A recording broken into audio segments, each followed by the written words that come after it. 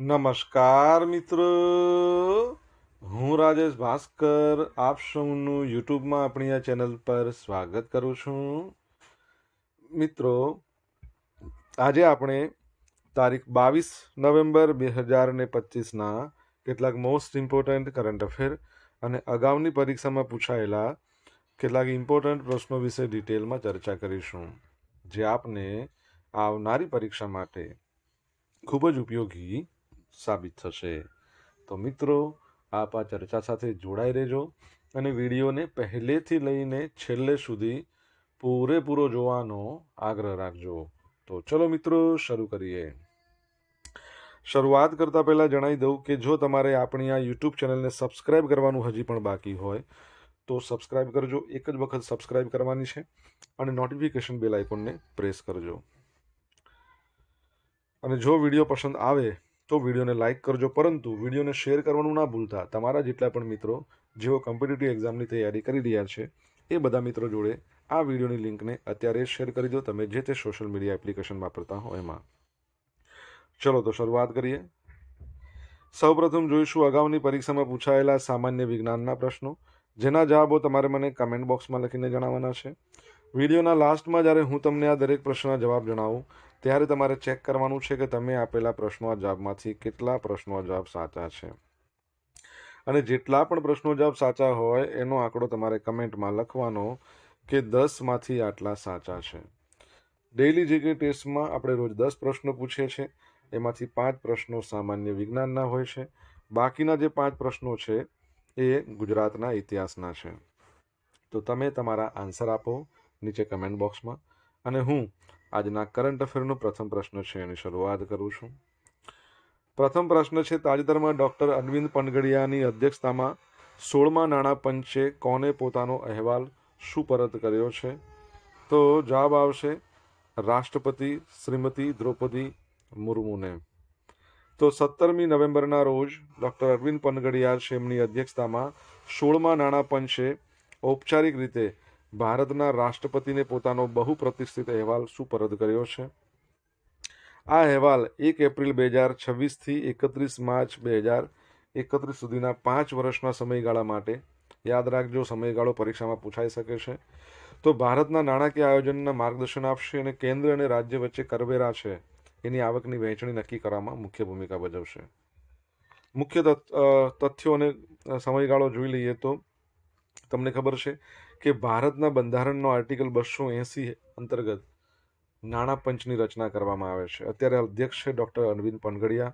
સભ્યને માળખું જોઈ લઈએ તો સભ્યોમાં શ્રીમતી એની જ્યોર્જ મેથ્યુ, ડૉક્ટર મનોજ પાંડા, શ્રી ટી રવિશંકર અને ડૉક્ટર સૌમ્ય ક્રાંતિ ઘોષ. સચિવ છે ઋત્વિક રંજન પાંડે, જે પરીક્ષામાં પૂછાઈ શકે છે. સંસદમાં રજૂઆત બંધારણના આર્ટિકલ 281 હેઠળ યુનિયન ફાઇનાન્સ મિનિસ્ટર દ્વારા સંસદમાં રજૂ કરવામાં આવશે.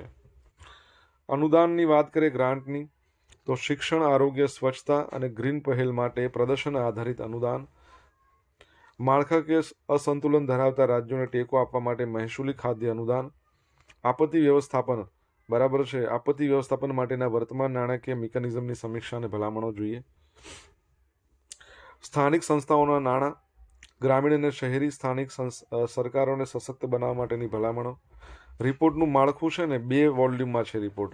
વોલ્યુમ 1 કાર્યક્ષેત્રની શરતો મુજબની ભલામણો અને નીતિ માળખું, વોલ્યુમ 2 પરિશિષ્ટો, ડેટા, કોષ્ટકો અને સહાયક વિશ્લેષણ.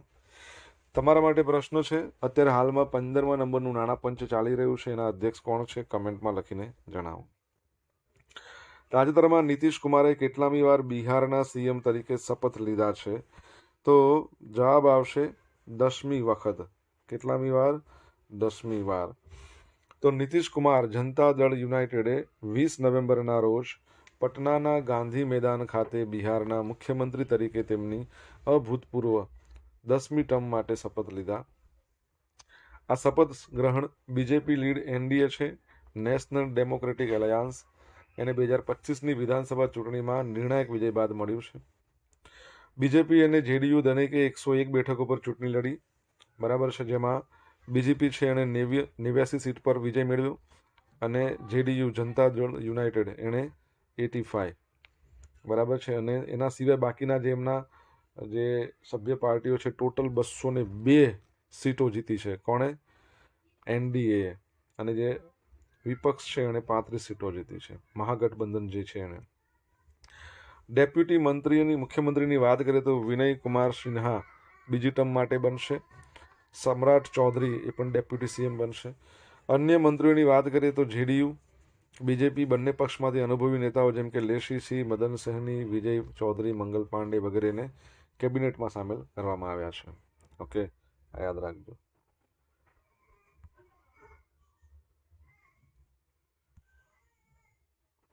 મિત્રો, બિહારની વાત કરી છે. CM તમને ખબર પડી ગઈ છે. ગવર્નર તમારે કહેવાના છે. હાઈકોર્ટ એની ક્યાં આવેલી છે? પટનામાં. બિહાર છે ને એ શૈક્ષણિક રીતે ખૂબ જ પાછળ છે. નિરક્ષરતા દર વધારે છે. વસ્તી ગીચતા ત્યાં વધારે છે. બરાબર છે. તો એ બધી બાબત યાદ રાખજો. વિક્રમશિલા ગંગટેક સેન્ચુરી આવી છે જે આપણા ડોલ્ફિનના સંરક્ષણ માટે. અને નાલંદા વિશ્વવિદ્યાલય તમને ખબર હોય તો વિશ્વની પ્રાચીન વિદ્યાપીઠોમાંની એક, એ પણ ત્યાં આવેલી છે. આ ઉપરાંત બિહારના ગાંધી ડૉક્ટર રાજેન્દ્ર પ્રસાદ બાપુ ટાવર ત્યાં બનાવવામાં આવ્યો છે. ભારતનો પ્રથમ, તમને કોઈ પૂછે કે ભારતનો પ્રથમ સત્યાગ્રહ તો ચંપારણ જે બિહારમાં થયો હતો. તો આ બધી બાબતો છે જે પરીક્ષાની દ્રષ્ટિએ અગત્યની હોય છે અને પૂછાતી રહેતી હોય છે. બરાબર છે. આના સિવાય તમને કરંટ અફેરની તાજેતરની ઘટનાઓ કોઈ યાદ હોય તો કમેન્ટમાં લખો. જામ સાહેબનું સન્માન. ઇઝરાયલના નેવા ટીમમાં પ્રતિમાનું અનાવરણ. નવાનગરના મહારાજા જામ સાહેબ, મહારાણા દિગ્વિજય સિંહ, રણજીત સિંહ, એમની પ્રતિમાનું અનાવરણ નેવા ટીમ ખાતે કરવામાં આવ્યું હતું.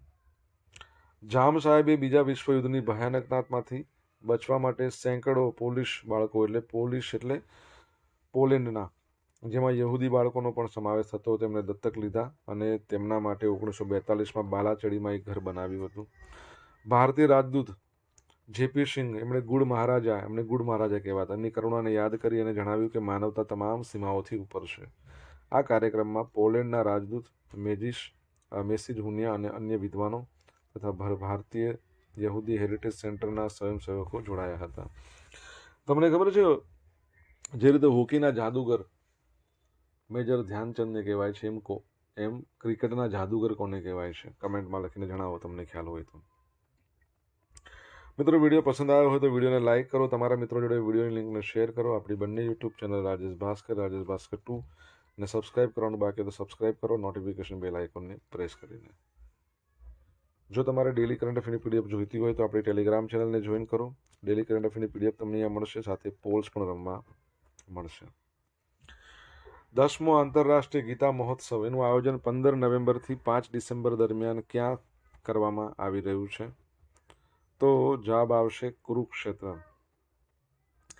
તો આ મહોત્સવ કુરુક્ષેત્રમાં શરૂ થયો છે, જે ભગવદ્ ગીતા પ્રત્યે વૈશ્વિક આદર અને કુરુક્ષેત્રના ઐતિહાસિક મહત્વને ઉજાગર કરે છે. કાર્યક્રમની મુખ્ય વિશેષતાઓ: સમયગાળો 15 નવેમ્બરથી 5 ડિસેમ્બર. PM મુલાકાત લેશે 25મી નવેમ્બરના રોજ. પાર્ટનર સ્ટેટ કોણ છે? તો મધ્યપ્રદેશ. આ યાદ રાખજો, જે પોતાના સાંસ્કૃતિક વારસા, હસ્તકલા, વાનગીઓનું પ્રદર્શન કરશે. આંતરરાષ્ટ્રીય ભાગીદારો, આમાં ટોટલ આ આવૃત્તિમાં 51 જેટલા દેશો ભાગ લઈ રહ્યા છે. 24 નવેમ્બરે કુરુક્ષેત્ર યુનિવર્સિટીમાં આંતરરાષ્ટ્રીય ગીતા સેમિનાર શરૂ થશે. 24 નવેમ્બરથી 1 ડિસેમ્બર સુધી પુરુષોત્તમપુરા બાગ ખાતે ગીતા, મહાભારત, ભગવાન કૃષ્ણ પર આધારિત ભવ્ય કાર્યક્રમો યોજાશે. 1 ડિસેમ્બરે ગીતા શોભાયાત્રા, કુરુક્ષેત્રના 182 તીર્થ સ્થળો પર દીપોત્સવનું આયોજન કરવામાં આવ્યું છે. બ્રહ્મા સરોવર ખાતે ગીતા પુસ્તક મેળો પણ યોજાવાનો છે. ઓકે, તો આ યાદ રાખજો. તમને ખબર છે, રિસન્ટલી આપણે ભણ્યા હતા કે નાગાલેન્ડ છે ને એમાં હોર્નબિલ ફેસ્ટિવલ યોજાવાનો છે, જે ડિસેમ્બર 1થી 10 ડિસેમ્બર સુધી ચાલતું છે. એમાં પાર્ટનર કન્ટ્રી કોને બનાવ્યો છે? અહીંયા પાર્ટનર પરથી મને યાદ આવ્યું, કમેન્ટમાં લખો. કયા સ્થળે 2 ડિસેમ્બરથી 13 ડિસેમ્બર દરમિયાન 20મો આંતરરાષ્ટ્રીય ત્રિપિટક પઠક સમારોહ યોજાશે? તો જવાબ આવશે બોધગયા. કઈ જગ્યાએ? બોધગયા. તો બિહારનું બોધગયા, એમાં મહાબોધિ મંદિર, ત્યાં 2 ડિસેમ્બરથી 13 ડિસેમ્બર દરમિયાન 20મો આંતરરાષ્ટ્રીય ત્રિપિટક પઠન સમારોહ યોજાશે. બરાબર છે. બૌદ્ધ લોકોની ગ્રંથ છે ત્રિપિટક. મને કહો કઈ ભાષામાં લખાયેલો છે? ખાસિયત: ઇતિહાસમાં પ્રથમ વખત 17 ભારતીય બૌદ્ધ સંસ્થાઓ એમણે આ સમારોહનું સામૂહિક રીતે આયોજન કરવા માટે સહયોગ કર્યો છે. સહભાગિતા: ભારત સહિત US, Thailand, Nepal, Sri Lanka, Cambodia એવા 10થી વધુ દેશોના 15,000થી વધુ ભિક્ષુઓ અને અનુયાયીઓ ભાગ લેશે. ઉદ્દેશ ભગવાન બુદ્ધની જન્મભૂમિ પર પ્રાચીન પાળી પરંપરાનું સન્માન કરવું. મુખ્ય મહેમાનો ઉદ્ઘાટન સમારોહમાં અરુણાચલ પ્રદેશના મુખ્યમંત્રી શ્રી પેમા ખાંડુ, 6 ડિસેમ્બરે કેન્દ્રીય મંત્રી કિરણ રિજિજુ અને સમાપન સમારોહમાં નીતિન ગડકરી હાજર રહેશે. સમાપન 13 ડિસેમ્બરે ભક્તો જેઠિયલ વેલીથી રાજગીરના વેણુવન સુધી ઐતિહાસિક પદયાત્રા કરશે. ઓકે, યાદ રાખજો, બિહારના બોધગયામાં. ઓકે. રવિન્દ્ર જાડેજા ટેસ્ટ ક્રિકેટમાં 4,000 રન અને 300 વિકેટ લેનાર ચોથા ક્રિકેટર બની ગયા છે. તો ભારતીય ઓલરાઉન્ડર છે રવિન્દ્ર જાડેજા. ટેસ્ટ ક્રિકેટના ઇતિહાસમાં 4,000 રન 300થી વધુ વિકેટ લેવાનો અદ્ભુત ડબલ રેકોર્ડ હાંસલ કરનાર ચોથા ખેલાડી બન્યા છે. કઈ મેચ હતી? ભારત દક્ષિણ આફ્રિકા, એડન ગાર્ડન કોલકાતામાં યોજાઈ હતી. મેચની સંખ્યા એમણે પોતાના 88મી ટેસ્ટ મેચમાં સિદ્ધિ હાંસલ કરી છે. તેઓ એલિટ ક્લબમાં જોડાનાર વિશ્વના ચોથા અને ભારતના બીજા આ સિદ્ધિ હાંસલ કરનાર ખેલાડીઓની વાત કરીએ ને, કપિલ દેવ નંબર 1 પર 131 મેચ, 5,248 રન, 434 વિકેટ. ઇંગ્લેન્ડના Ian Botham 102 match, 5,200 run, 383 wicket. ન્યૂઝીલેન્ડના ડેનિયલ વિટોરી 113 મેચ, 4,531 રન અને 362 વિકેટો. જાડેજા એમને ખાલી 88 જ મેચમાં 4,000 રન, 338 વિકેટો. બરાબર છે, એટલે તે વિશ્વના સૌથી ઝડપી ઓલરાઉન્ડર કહી શકાય. રવિન્દ્ર જાડેજા છે ને, એમના જે ધર્મપત્ની છે ને, એ આપણા ગુજરાતના રાજ્ય કક્ષાના શિક્ષણ મંત્રી છે. નામ તમારે કહેવાનું છે, શું નામ છે? મિત્રો, સોશિયલ મીડિયાના માધ્યમથી મારી સાથે તમે કનેક્ટ રહી શકો છો. આપણું Insta ID rajesh.i.bhaskar, Facebook ID RI Bhaskar અને ટેલિગ્રામ ચેનલ એ આપણી રાજેશ ભાસ્કર છે. બરાબર છે, જ્યાં તમને ડેલી કરંટ અફેરની PDF મળી જશે અને પોલ્સ પણ રમવા મળશે. જો ભણવાની મજા આવી હોય તો વિડીયોને એક લાઇક કરી દો. તમારા મિત્રો જોડે વિડીયોની લિંકને શેર કરી દો. ચેનલ સબસ્ક્રાઇબ કરવાનું બાકી હોય તો સબસ્ક્રાઇબ કરો, નોટિફિકેશન બેલ આઇકોનને પ્રેસ કરીને. તાજેતરમાં કયા રાજ્યના સુનાપુર બીચ અને ગોલ્ડન બીચને વર્ષ 2025-26 માટે બ્લુ ફ્લેગ સર્ટિફિકેશન આપવામાં આવ્યું છે? કયું રાજ્ય છે?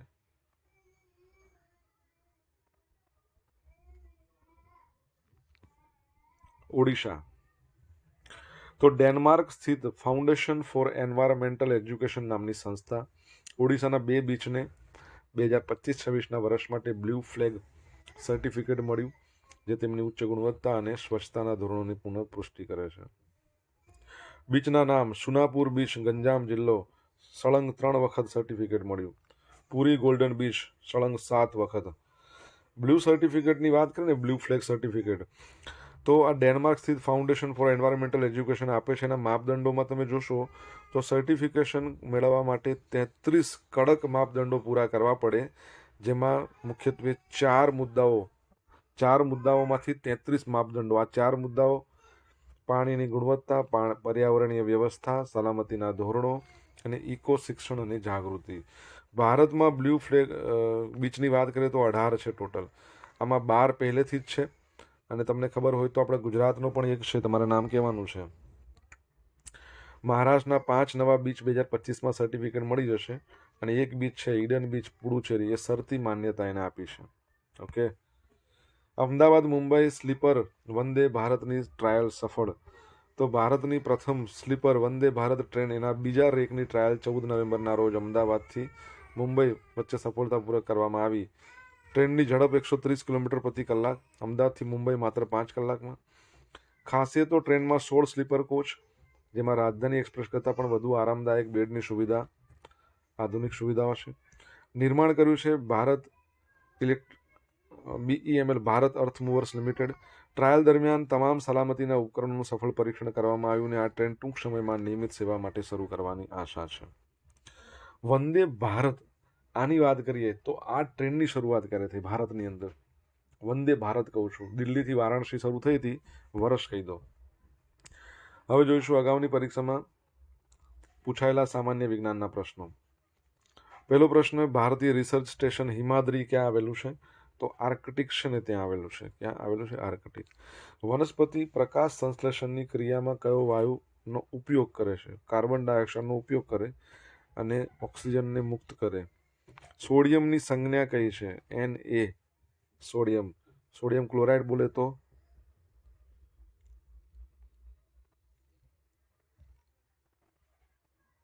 Cl, NaCl. ઇન્સ્યુલિન શરીરના કયા અવયવમાં બને? સ્વાદુપિંડ. એસ્કોર્બિક એસિડ એટલે કયું વિટામિન? તો સી. ઓકે. હવે જોઈશું અગાઉની પરીક્ષામાં પૂછાયેલા ગુજરાતના ઇતિહાસના પ્રશ્નો. પહેલો પ્રશ્ન, આચાર્ય હેમચંદ્રાચાર્યનું સાંસારિક નામ? તો ચાંગદેવ. અકબરે ગુજરાત પર વિજય મેળવ્યા બાદ તેના વહીવટ સૌપ્રથમ કોને આપ્યો હતો? નિમ્યો હતો એવું પણ કહી શકાય. તો મિર્ઝા અઝીઝ કોકા. વાટા પદ્ધતિ કયા સુલતાને દાખલ કરી હતી? અહમદ શાહ 1. સ્થિરમતી અને ગુણવતી કઈ વિદ્યાપીઠના આચાર્ય હતા? વલ્લભી. ગુજરાતમાં વિધાનસભાની ટોટલ સીટો 182 છે. હવે મિત્રો જોઈશું ગઈકાલે પૂછેલા પ્રશ્નોના જવાબ. પહેલો પ્રશ્ન, પીએમ જનમન મિશનના અમલીકરણમાં ગુજરાત સમગ્ર દેશમાં કયા નંબર પર છે? નંબર 1 પર છે. તાજેતરમાં કયા શહેરમાં 13 થી 16 નવેમ્બર દરમિયાન 13મા આંતરરાષ્ટ્રીય પ્રવાસન માર્ટનું આયોજન થયું? તો ગંગટોકમાં. હવે મિત્રો આજે પૂછેલા પ્રશ્નોના જવાબ જોઈ લઈએ. પહેલો પ્રશ્ન હતો, 15મા નંબરના નાણાં પંચ છે એના અધ્યક્ષનું નામ શું છે? કોણ છે અધ્યક્ષ? તો નંદ કિશોર સિંઘ. શું નામ છે? નંદ કિશોર સિંઘ. NK સિંઘ તમે લખો તો પણ ચાલશે. સેકન્ડ પ્રશ્ન છે કે બિહાર છે એ બિહારના હાલના ગવર્નર કોણ છે? તો આરિફ મોહમ્મદ ખાન પહેલા કેરળના ગવર્નર હતા અને રાજેન્દ્ર અર્લેકર બિહારના હતા. તો રાજેન્દ્ર અર્લેકરને કેરળ મોકલી દીધા અને આરિફ મોહમ્મદ ખાનને અહીંયા મોકલી દીધા, સ્વેપ કરી દીધા. ત્રીજો પ્રશ્ન, ક્રિકેટના જાદુગર કોને કહેવાય છે? જામ રણજીત સિંહ. શું છે? જામ રણજીત સિંહ. ચોથા નંબરનો પ્રશ્ન, નાગાલેન્ડ છે એમાં હોર્નબિલ ફેસ્ટિવલ ઉજવાય છે 1 થી લઈને 10 ડિસેમ્બર. આ વર્ષે કયા દેશ જોડે આપણે MOU કર્યા છે પાર્ટનર કન્ટ્રી તરીકે? યુનાઇટેડ કિંગડમ સાથે, UK જોડે. તમને ખબર છે હોર્નબિલ પક્ષી છે એના માટેનું સંરક્ષણ કેન્દ્ર છે ને એ તમિલનાડુ રાજ્ય, એમાં એક ટાઈગર રિઝર્વ નામ અનામલાઈ, અને ત્યાં આ સંરક્ષણ કેન્દ્ર બનાવવામાં આવ્યું છે. 5મા નંબરનો પ્રશ્ન, ત્રિપિટક છે એ કઈ ભાષામાં છે? પાલી ભાષા. કઈ ભાષા? પાલી ભાષા. છઠ્ઠો પ્રશ્ન, ગુજરાતની અંદર તમને ખબર હોય તો એક બ્લુ ફ્લેગ બીચ આવેલો છે, એ બીચનું નામ શું છે? તો યાદ રાખજો, શિવરાજપુર બીચ, દેવભૂમિ દ્વારકા. ક્યાં આવેલો છે? શિવરાજપુર. 7મા નંબરનો પ્રશ્ન શું હતો? વંદે ભારત. 7મો તો કે 8મો? વંદે ભારત છે એ વંદે ભારત ટ્રેનની શરૂઆત ક્યાં થઈ? 2019માં. ક્યાંથી ક્યાં થઈ? તો એ મેં તમને કીધું હતું, દિલ્હીથી લઈને વારાણસી. 8મા નંબરનો પ્રશ્ન, આપણા અજય જાડેજા છે એમના ધર્મપત્ની છે, એમણે ગુજરાતના રાજ્ય કક્ષાનો સ્વતંત્ર વાળો નથી ધરાવતા પણ રાજ્ય કક્ષાના શિક્ષણ મંત્રી છે, રીવાબા જાડેજા. શું નામ છે? રીવાબા જાડેજા. હવે મિત્રો જોઈશું ગઈકાલના કરંટ અફેરમાંથી પૂછેલા કેટલાક ઇમ્પોર્ટન્ટ પ્રશ્નો જેના જવાબો તમારે કમેન્ટમાં લખવાના છે. પહેલો પ્રશ્ન, તાજેતરમાં ગુજરાતના વડા DGP વિકાસ સહાયે રાજ્યના તમામ ASP પોલીસ અધિક્ષક અને CP એટલે કમિશનર પોલીસને કઈ ઝુંબેશ શરૂ કરવા આદેશ આપ્યો? જવાબ આવડે તો કમેન્ટમાં લખજો. સેકન્ડ પ્રશ્ન, તાજેતરમાં કયા શહેરમાં 3 દિવસીય સાંસ્કૃતિક ઉત્સવ અક્ષર મહોત્સવનું આયોજન કરવામાં આવ્યું? જવાબ આવડતો હોય તો કમેન્ટ બોક્સમાં લખીને જણાવજો. તો મિત્રો અહીં આપણે સ્ટોપ કરશું. આ હતા આજના દિવસના કેટલાક મોસ્ટ ઇમ્પોર્ટન્ટ કરંટ અફેર. સાથે આપણે જોયું અગાઉની પરીક્ષામાં પૂછાયેલા ઇમ્પોર્ટન્ટ પ્રશ્નો, એના જવાબો પણ જોઈ લીધા. આશા રાખું છું બધાને ભણવાની મજા આવી હશે. જો મજા આવી હોય તો વિડીયોને લાઇક કરજો. તમારા મિત્રો જોડે વિડીયોની લિંકને શેર કરવાનું ભૂલશો નહીં. આપણી 2 યુટ્યુબ ચેનલ છે, એક રાજેશ ભાસ્કર 2 બીજી છે, એને જો બંનેને સબસ્ક્રાઈબ કરવાનું બાકી હોય તો સબસ્ક્રાઈબ કરી લેજો. નોટિફિકેશન બેલ આઇકોનને પ્રેસ કરીને અને તમારા જે પણ અભિપ્રાયો છે કમેન્ટ બોક્સમાં લખજો. તો મિત્રો thank you so much for watching this video. Have a nice day. જય હિન્દ, જય ભારત, જય જય ગરવી ગુજરાત.